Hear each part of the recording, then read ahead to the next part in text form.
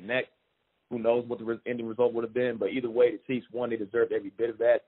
And then another thing is, this postseason, in my opinion, was one of the most unpredictable postseasons I've ever seen. Because, like, when you look at how ESPN, Fox Sports, all these big time sports media companies always put out their brackets according to their experts. They put out brackets like right when the postseason starts or right before it starts. And I saw that the Super Bowl was supposed to be the New Orleans Saints and the Baltimore Ravens. And look what happened. The Saints lost in the wild card. Yeah. The Ravens went down in the divisional round. So it just – right.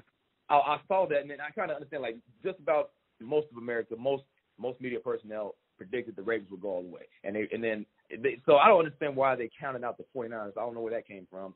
And the Chiefs were a dark horse in that entire playoff series because obviously they got a chance. They got first round bye, remember? And they had to play the winner of the Texans and the Bills. And I was thinking that, and I already knew ahead of time, like, because how Texans fans were getting all hype about, oh, we're playing the Chiefs. We beat them once, we're going to beat them again. I knew the Chiefs were going to beat them. But like at the same time, when they were down 24-0, I kind of gave up. I was like, never mind. I guess the Texans are going to advance into the championship. That's what I was thinking. But the Chiefs, they just had that miracle comeback, and that was it. Like after that, I was like, either the Texans are just terrible or the Chiefs are that good. And it looks like the Chiefs.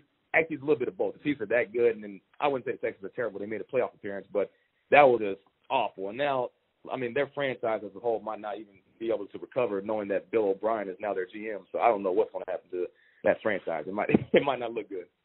Well, I'll let you throw the shade at the Houston Texans there. I'll let you do that on your own. But no, I definitely think that the thing about all these, playoff predictions and stuff is, look, those guys are just like us, right? Everybody's just guessing ultimately. Like, you know what I mean? Like, yeah, don't get me wrong. There are, people who, the guys who are doing the games, the color commentators, and a lot of the analysts, they're watching a lot of film. They're putting in a lot of time to study, but ultimately, they don't know what's happening. No one knows what's going to happen. That's the beautiful thing about sports, right? So when it comes to these things, look, I'm not surprised at all that we had a Chiefs-Niners Super Bowl. I don't think that was a surprising matchup because both of those teams, played so well all year. I wasn't surprised at all the Niners made it, and I definitely wasn't surprised that the Chiefs made it. I think the only real surprise in the playoffs to me was the Titans. I think the way that the Titans went off, beating New England, and then beating Baltimore and then beating New England, and then making it to the championship game, having a lead on Kansas City. I think they were the biggest surprise of the entire playoffs. I didn't expect that from them at all. But other than that, the outcome certainly on the NFC side. Any one of those outcomes, I could have seen the Packers beating the Niners. I wasn't surprised when the Niners beat the Packers. I wasn't. It's just. I could have seen, I thought the Saints were going to, be better than what they were based on how they played, this year, but again, that's, that's why they play the games, you know what I mean? And that's just how it is. And, but I don't think anybody has a good hold on it. When you predict something and it ends up going right, you were lucky. As simple as that. That's why I hate when people ask me for predictions because I'm like, I don't have any idea what's going to happen, just like you don't. You know what I mean? We'll just have to, sit back and relax and enjoy what unfolds. Exactly, because you're right about that. Because we all know what happens whenever you make predictions. You end up, that's when the clown emoji plays a role. Because you see, a great example is this last season during the postseason for the NBA. When the Boston Celtics played the Milwaukee Bucks first round for the Eastern Conference. And then after the first game, remember it was a blowout win with the Celtics blew them out in the first game one of the first round. And then Paul Pierce was like, oh, it's over. And look what happened. Yeah. So there you go. That's why there's no need. I feel like Paul Pierce is a prime example for any young media personnel or anybody that's in media. he's a prime example on why you shouldn't get too hype about predictions, because if you do that, you end up just embarrassing yourself in front of everybody. So that's not really a good idea. And I noticed that, that everybody knows about that old saying, it's not about how you start, it's about how you finish. And Patrick Mahomes is the epitome of that, because if you look at the first 6 drives, he threw 2 interceptions, right? And he had 172 yards, but threw 2 picks in the first 6 drives. Then those last 2 drives, this is what happened. So, because they were trailed, like you said, 20-10 with like under 9 minutes left in the fourth quarter, and Mahomes was at his best. Like, he rallied the Chiefs to a 24-20 lead on just 2 drives. And then after that, they ended up scoring one more time with Damian Williams, and then that was incredible, man. That 36-yard touchdown, that is game for sure. And then when Garoppolo threw that pick in his last drive, that was definitely it. They sealed the deal. And I just thought, I know this was pretty funny. So Damian Williams, I know this guy was happy. Like, he had to thank Kareem Hunt, because when Kareem Hunt got in trouble last season, he got kicked out of the Chiefs organization. Right. Yeah.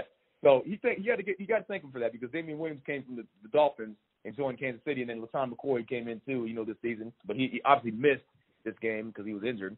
So Damian Williams took advantage of it. He had a really good season. Yeah. Like, this guy really made a name for himself this year. And I noticed that, I'm sorry to cut you off, Mark, but I feel like this is important here, an important question I'm asking. Do you know what you have in common with Damian Williams? He went to OU. No. Well, you didn't go to OU, so you don't have that in common. I mean, like the state of Oklahoma, I'll just put it that way. Right. But no, it's kind of in that vein. It's kind of in that realm, though. Oh, it's talking about how you basically it's like a comeback? You're talking about a comeback or resilience? Okay. Here, I'll give you the answer there. All right. You both play college college football in Arizona. That's right. This guy he went to Arizona Western. He went to Arizona Western in Yuma. That is right. See, I had a feeling that he went to JUCO, because I remember like, this is like several years back. How when junior college athletes move up to D1, and then they have it's like JUCO forward. They have that Twitter account it's been really popular for like about a decade now. And they created that term, that hashtag JUCO product, which is really popular nowadays. And Damian Williams is a JUCO product. I saw that, and I was like, wait a minute, he might have been. Cause I know he's from the West Coast somewhere, so I knew around that area. Arizona's not really considered the West Coast, but like it's close enough. And right, yeah, it might well be. It's in the Western.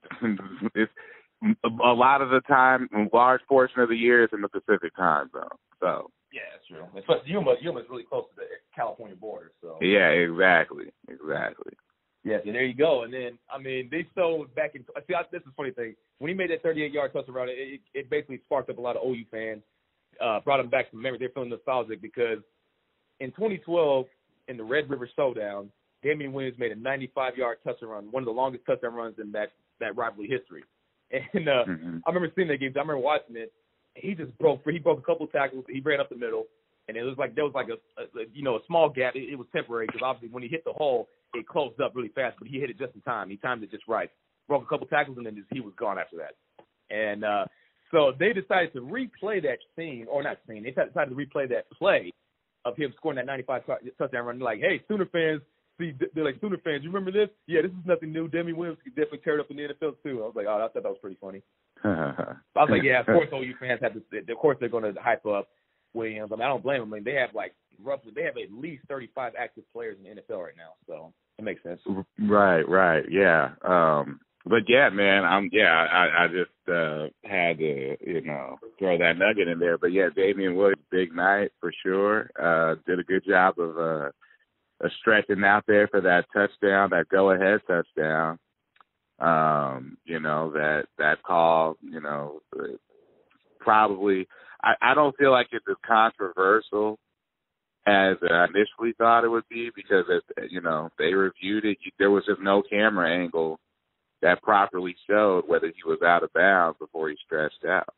Oh, so they had to touchdown pass. Yeah, I remember that. Yeah. They had to keep that. So, they had to, the call had to stand. So I thought that was, that was a moment in the game. Obviously, it was a turning point because it gave him the lead. But, it's interesting that hasn't really been talked about that much. But the reason why is because, the Super Bowl, with all the cameras they have, They didn't have one down the line where you could clearly see whether he was out of bounds before he stretched out over the pylon. How about that? It was because of a lack of a camera angle that we'll never know if, the guy who scored the go-ahead touchdown in the Super Bowl, we'll never know if he was in bounds or really out of bounds when he made the play, because there's no camera angle where you could see what truly happened. So the call had to stand as it was called on the field, which was a touchdown. Yeah, man. The irony of that in 2020 is just delicious to me. There you go. Good point. Because we needed to see something like that. I mean, we need to see some form of, like, I'm disregarding that point that you had. Like, I was trying to move on to the next one. So I just said, like, when you brought up 2020, like, we really needed, like, some form of happiness watching that game, because the month of January was very rough to a lot of people, to really much the whole world. Had a lot of things happen. So, yeah, we needed to see some form of positivity, start kicking off February, especially Black History Month, too. So maybe this month will be a lot better. Yeah. It's funny though, because sports-wise, February is you got pitchers and catchers reporting and the start of spring training, of course, this month. So that's always a good time. But other than that, February is super slow. Football's over with. Basketball is kind of in the, you got the All-Star game, but that's never really been. I mean, that's it's one weekend and then that's it.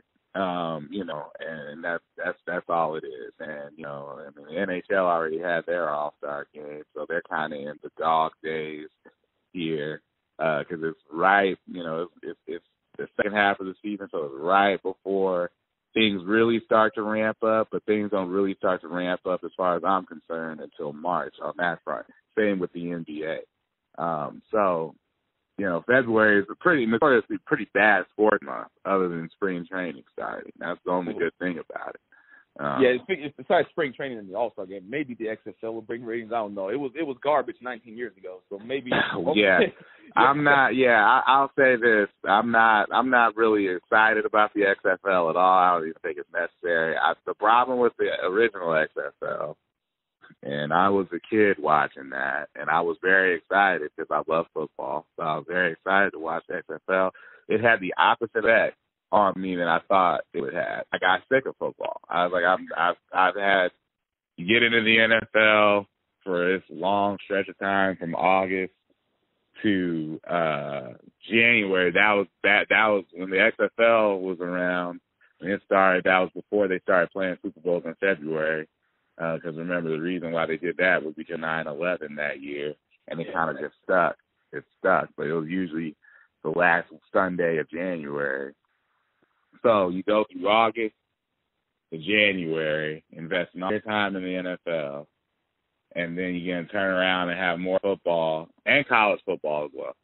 And then you turn around and you have, more football, 1-2 months later. It just wore me out, man. And the games weren't as exciting. Like at the beginning, it was great. Like the first 2 weeks of the XFL were awesome.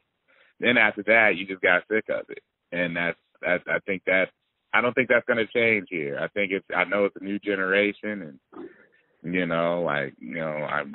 an adult now, and a lot of people, a lot of kids, that were in my age range, general age range, they're all adults now. But I think it's going to end up having the same results here. I don't think anybody's going to be too excited beyond that first weekend. I think it's going to be just like the AAF, where it's like, oh, we'll all watch that just because we want to watch football, and then after that, it's like, I'm tired of football. Yeah, you're right. I need a break. Yeah, I understand it.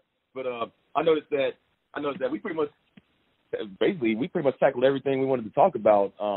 That was a great episode, in my opinion. Like, again, I enjoyed every bit of this episode. I'm going to have it posted as soon as possible. And yeah, I mean, I feel like you see, I feel like this is like a precursor to some really great episodes we can have together in the near future. Hey man, you know the drill, man. Anytime you want to have me on, let me know. I always enjoy chopping it up with you. Once again, that was the Jonathan Thomas, the KXAN Sports Reporter. Thanks for listening to this episode. I hope you guys enjoyed it.